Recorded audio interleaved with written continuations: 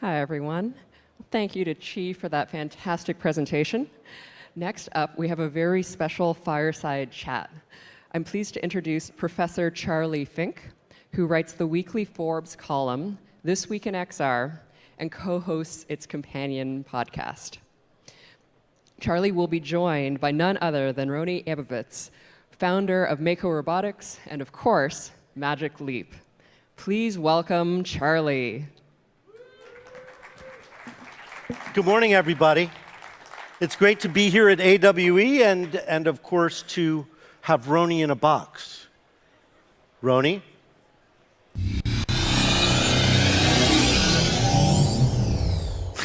Great to see you. So among the many accolades that Rony has and many jobs that he has, one is at Boston Consulting Group, where he is right now. And we thank Boston Consulting Group for all their efforts to make the art happen, art being the name of the box that he is standing in. And Rony is also the co-host of my podcast, as well as Ted Schilowitz, who is at home recovering from heart surgery. I know he's watching. We love you, Ted. So, Rony. Hey, Ted. Rony, so when we talk about XR, as we do every week, you love the metaphor of the space program. And you love to say that we are in, I've heard you say it 10 times, that we are in the Gemini stage of developing augmented reality. What do you mean by that? Yeah, so for those unfamiliar, Charlie, there was Mercury, Gemini, and Apollo. We sort of broke up this mission to the moon into these three phases. And if you looked at Mercury alone, you would think we weren't going to the moon. It was like get up into orbit the Earth a few times, far away from the moon, no spacewalk. So my take is we're really past that phase in XR, but we're firmly in what I call Gemini. Gemini was the first spacewalks. It was the beginning of trying to figure out how to orbit the moon, but we weren't there yet. And that middle period is really hard for people to grasp, right? Because everybody wants to go to the top of the mountain. They want that lunar landing. They want XR to be 1 billion users, but you can't get there. You can't get to that Apollo phase without going through the necessary middle phase, which I call the Gemini right now. And I think there's a lot of markers that tell us we're past Mercury, we're in Gemini, but we're not yet in Apollo. And that requires a lot of patience, sustained effort, a huge amount of energy from this community to get us to that next phase. So what does Apollo look like, right? How will we know when we're there? So I mark Apollo in a couple ways, at least in my mind. One of them is the devices will be incredibly high finesse. Like all the compromises we're making today, I don't think we're going to have to make those as we hit the Apollo phase. You're going to have like all the field of view you want. The battery's going to last all day, maybe even 2 days. You're going to have incredible color. You're going to be at that like past 4K resolution, true retina resolution. You'll be able to use it indoor, outdoor. You'll get true blacks. You'll get AR and VR in the same device. It's going to be at a price point that like at least 1 billion people around the world can afford. The entire ecosystem will be explosive. It won't be a question, is this a field anymore? And that's the stuff we're struggling through right now in the Gemini phase. So we often speculate about the amount of time that it would take to realize something like that. Do you think we're 5 years out, or 10 years out is almost science fiction? So my take, Charlie, we started, what to me marked Gemini and what to me would mark the beginning of Apollo. I think things like the HTC Vive Pro Elite, the Magic Leap 2, maybe something the fruit company ships or doesn't ship next week. We'll see what happens. To me, those are markers of like the next generation of devices that really are different in multiple ways, field of view capability. You can really taste it, but we're not fully there in Apollo. My guess is like near the end of this decade. We're going to have like 5, 6, 7 years of Gemini, but maybe late 2020s, early 2030s, we're going to cross that next phase. And it's just going to be wonderful and amazing. But I do want to stress the Gemini phase will also be amazing, right? If, like you and I grew up with computing, every new release was exciting. It wasn't like we just had to get to the latest iPhone, right? You sort of enjoy the climb. And I think the community misses out if you don't enjoy every step up the mountain, every piece of this program to get there. I like to say that I was here at the beginning, and it's still the beginning. So it's sort of like every few years we reset the 10 years that it's going to take. Let me pivot to a question that we discussed before our talk, which is why didn't Magic Leap make it to Apollo? Was it too early? You told me when we first met that you had 100-year investors. So what happened between that conversation in 2017 and now? Well, I'll give you my take on it, Charlie. First of all, no company is out of Gemini. In fact, we're all entering Gemini. So I think Magic Leap with the Magic Leap 2 is one of the markers of like what I call the Gemini phase. I think there's some other great work by some other great companies out there. And there's nothing that's blocking them from actually going the distance and making it to Apollo. No one's in Apollo yet. It's not just money. It's money, time, and we're having to fight through, I would say, incredibly complex engineering and physics. I think the best players in the space, the ones really pushing the edge, creating the IP, innovating, they all know it. They all see the mountaintop. They actually understand the pathway to get there. There's simply a slowness to human innovation. And there's a certain cycle time that we're all going to have to go through to get there. And my guess is 2023 today, we're in the kind of the early period of Gemini. Maybe 28, 29, we exit it. If everyone really works hard and sort of the investment and push and scaling doesn't stop, we'll get there. It seems to me XR is following the development pattern of the personal computer, which took nearly 20 years. For consumers, the PC didn't have a killer app until it met online services, until it met the internet. So is that what's happening with XR, or are we just kind of feeling our way to that killer app that makes everybody buy a PC? Yeah, I look at it this way.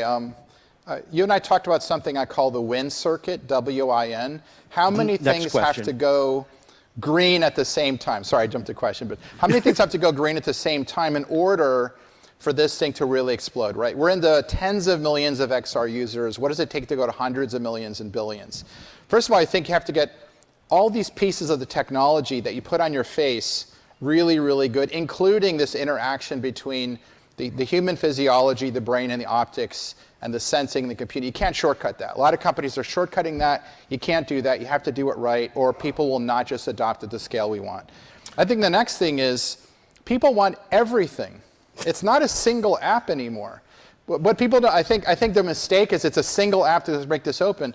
My iPhone does billions of things, right? There's hundreds of millions of things that people love. And I think what people want is like, those devices are so mature, everyone wants XR to be at that same place as your laptop, as your iPad, as your phone.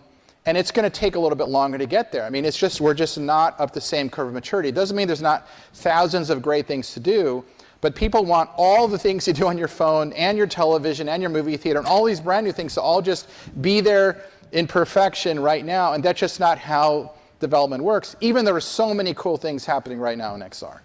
So just to clarify, the win circuit is like a bunch of red lights, and then you talk about biology and technology and psychology and sociology and ecosystems, and each one of those has to flip green for us to start to achieve an Apollo kind of experience and scale. Yeah, the way I would describe it, Charlie, is like if certain things are red, like you just don't get any movement. Right? But if you have enough green, you start to get some scale. You get millions of users, and you get tens of millions of users. For example, one of them is weight. You know, this is like 60 grams. And this has a field of view of like 110, 115 degrees. And I see the world without nausea, without dizziness, without adverse effect. And I see the world clearly, and I'm not looking through a video display. I see the world directly. I want all of that and all of the other amazing magic XR promises in something like this, right? That's everything going green. Now, as you start to go where we are today, there's compromise. It's a little bigger. There's a wire. There's a battery pack. But all of these things begin to show you the experiences. Now, the difference is, like, what will it take to make this totally wireless? What will it take to get to that weight without sacrificing power, without sacrificing quality of optics? Those are the questions all the really good engineers are fighting behind the scenes.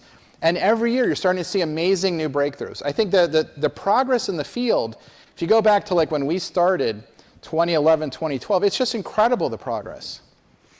So, again, pivoting to another topic, which I know everyone here, including myself, is curious about. On the podcast, you said AI is what XR has been waiting for. Can you elaborate on that? Tell us what you mean by that. Yeah, a couple things. One, there's a lot of articles that, like, because of Gen AI, everyone's moving away from metaverse and XR, but I always thought of these things as tied together, right? To me, XR is the new way for people to interact with computing.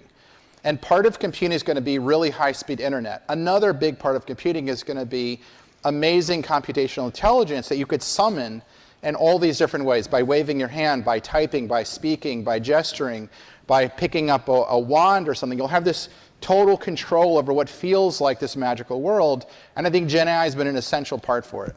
One of the things we tried to show early was we showed this like AI embodiment we called MAKO, and I think as you start to see like the embodiment of what AI can be, and then the power of what's happening with Gen AI today, put them together in like where you see devices in a few years, it's going to be absolutely incredible. So they're not separate things. They really are joined together, at least in my mind, and I think a bunch of people in this room. So, not the room I'm in, the room you guys are in. So, the hot topics here at AWE are AI and the launch next week, or the expected launch next week, of Apple's Reality Pro XR headset. Yeah.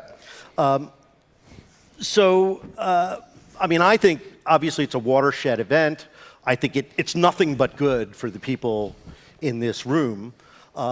It sounds like, and again, I have no special information about it. I, read the same things you guys read, Mark Gurman and so forth, but otherwise I don't have any special insight. But supposedly it's going to be a see-through, it's going to be a pass-through device rather than a see-through device. Now, I know that you are not a fan of things passing through essentially a TV screen or a computer screen. But tell me why you don't think that's a good way for us to start, given the challenges of seeing through glass. Right, so look, I definitely have a real bias in this, but my take is if we know what the end game looks like, which is to see the real world directly and to inject the digital information with it in a really artfully blended way, my take was always to go right for that.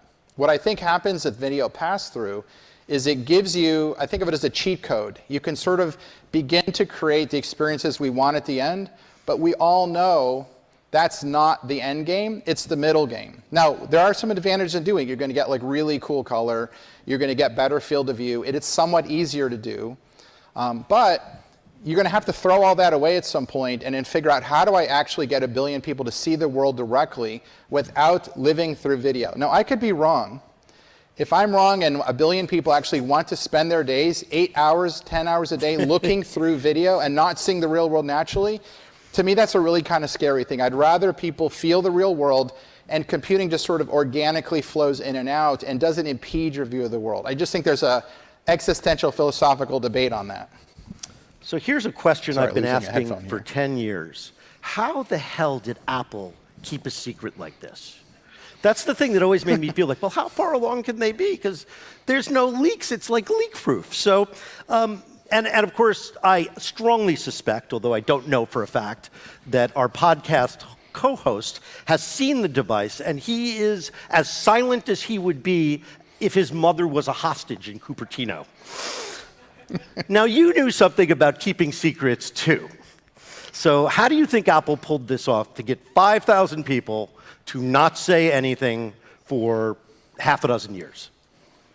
That's crazy. Look, first of all, Charlie, I think the way things like this happen, first of all, you have a team really dedicated, whether it was what we were trying to do or what Apple may be doing, just dedicated and believing in this. And they don't really want to give up the script to the film. They don't want to give up the trade secrets of the Coke recipe. I mean, it's natural for a team to form this alliance and want to protect what they're building and want to have that revelation. I think it's no different from like how a Star Wars movie comes out or something, and the script is held very tightly. But with the amount of scrutiny, you're right. But it hasn't been that much of a secret because there's so many pieces little tiny pieces coming out. You can actually composite, and we have what we all think it is. Now, we could be completely wrong, and in fact, they may not ship anything next week. But it's interesting to see like all the little weird rumors and tidbits from the other side, because I know what it was like to be on the inside and have all these people comment on things. 80, 90% of it was wrong. Yeah, I'm watching live on Monday. I'm not going to be there like some of my colleagues, but I think it's going to be great. I really am excited about it, as excited as I am about attending AWE every year. So downsides, right? We were talking about trust, right? There's so much data that can be collected about us from a wearable device. It'll make the intrusive spying of social networks seem trivial. So how do we do this where we imbue not only the headset, but the AI that's powering it with enough trust that I know every day that it's as private as wearing a pair of glasses? So Charlie, here's how I thought about it, and I hope this does leak into the AWE community. I thought of the moment where billions of people are wearing these kind of devices that sense the world, they sense you, they hear you, they map your surroundings. That's like a very close relative. It's like a parent or a sibling level of trust. Yeah. And right now, I don't think any tech company is anywhere near that standard, right? So I think if you're on the developer side, if you're on the user side, you have to demand that standard, which is like absolute feeling of like, this is a close relative, this is my parent. I'm not going to rifle through your drawers. I'm not going to look at your bills. I'm not going to take what I learned inside your house. Like if you invited me to your house, Charlie, and you found me rifling through your files, you'd kick me out and you never let me back in again. So I think these devices bring an incredible burden of trust and privacy and new levels of data security and data protection. The problem with that is some of the companies funding it to the tunes of billions per quarter want to monetize all the data that comes from this broken trust, or I'd say the obfuscation of trust. Sign these 18,000-page EULAs that you don't know what they mean. There's a great episode on South Park if you want to understand that. But basically, the models are broken. So you kind of need companies to come forward with like really clear, straightforward models. Your data is yours, period. We're not taking it, end of story. That's my view, and I think you have to figure out how to build revenue and a foundation like that, because if you want people to have belief in you as a company and really trust that you're not going to abuse them, you have to not abuse them on every single level. You have to really bring that forward. Hopefully this community can make that happen. So two interesting things that have happened recently with the AI boom. One is, of course, the metaverse. It has sucked a lot of the air out of the room, even from XR at what I consider is kind of an exciting moment with both Google, Apple, and then Google moving toward XR devices. But at the same time, it seems like the hot topic at AWE last year was the metaverse. And it just seems like the metaverse has been completely deflated as an idea, as a North Star. Is it just that hype has gone away and the work toward the metaverse continues, or did we get something really wrong there? Okay, I'll give you my perspective, right? First of all, the metaverse, the name belongs to my friend Neil, who wrote Snow Crash, worked with him for many years. It got co-opted and it got attached to all these weird things, right? Here's what I think of the metaverse.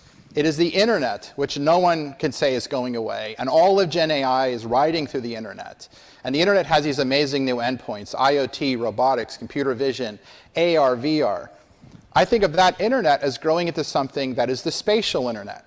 When you think of it that way, none of it went away. All that happened with Gen AI is it made that collective that we call the internet much smarter, much better, and now enabled to hook up to all these cool endpoints.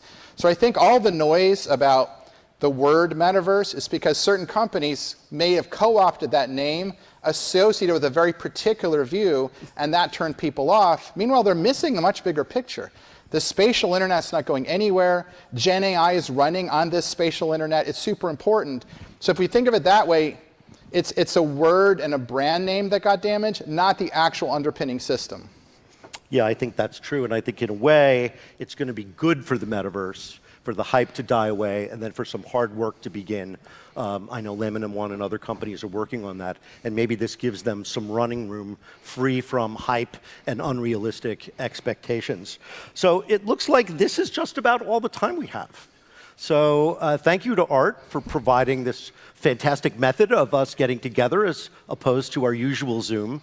Should we try and do a high five before you say goodbye? There we go. Did that look good to the camera? All right, Wait, Rony. Charlie, should I come out of the box now? Back at you. See you Friday. Okay. Thank you, everybody. See you guys. Thank you, everybody. Thank you, AWE.